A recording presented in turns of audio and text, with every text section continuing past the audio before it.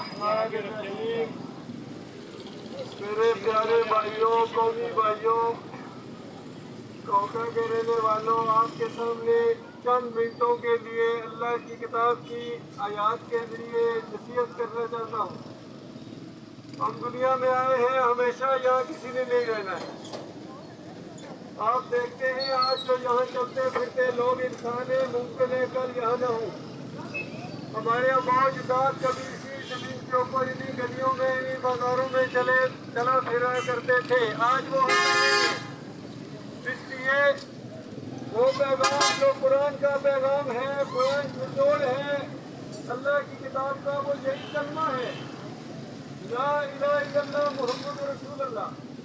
یہی وہ کلمہ ہے جس کی دعوت اللہ کے آخری رسول محمد صلی اللہ علیہ وسلم دیا کرتے تھے۔